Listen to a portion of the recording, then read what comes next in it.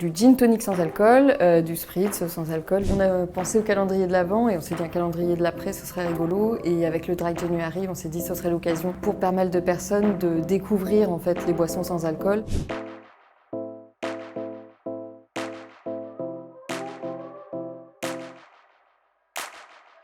On est au Pan qui Boit, la première cave sans alcool de France. On a eu l'idée en janvier de proposer un calendrier de l'après. C'est sur un mois et on propose une boisson par jour. En semaine, c'est des bouteilles individuelles. En gros, il y a un cocktail, une bière, une boisson autre. Et le week-end, une bouteille de 75 centilitres qui est plutôt à partager, du vin désalcoolisé, un pétillant ou autre, enfin voilà. Quelque chose qu'on partage. Par exemple la bière, ça va être assez facile de découvrir que les goûts sont similaires, qu'il y a autant de diversité, toutes sortes de cocktails qui vont ressembler et on retrouve aussi plein d'autres boissons qui sont des créations et qui ne seront pas des imitations.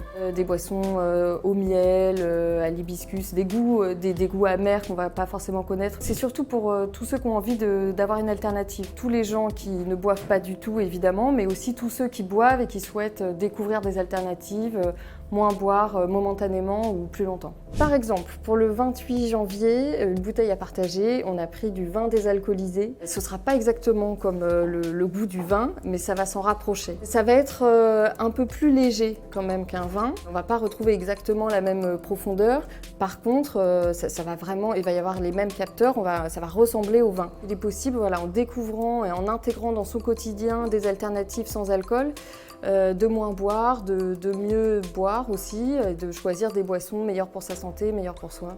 L'avantage, ça va être vraiment de se découvrir peut-être avec moins ou plus d'alcool pendant quelques jours, quelques semaines ou quelques mois. Et surtout de découvrir qu'on peut passer des moments conviviaux avec ses amis, en couple ou autre, avec des boissons qui sont du même type mais sans alcool. C'est meilleur pour la santé, c'est meilleur pour le sommeil, on se sent rapidement mieux aussi et donc les effets sont bénéfiques assez rapidement. Alors pour donner une idée de l'ordre de prix des boissons qu'on va trouver au Pan qui Boit, ça va être exactement la même chose que chez un caviste ordinaire. Par exemple les bières, ça va commencer à un peu moins de 3 € jusqu'à 5-6 €. Pour les vins désalcoolisés, ça va être autour de 9 € jusqu'à 24 €. Et pour les pétillants, ça va être plutôt autour de 14 € et ça peut monter un peu plus jusqu'à presque 30 €.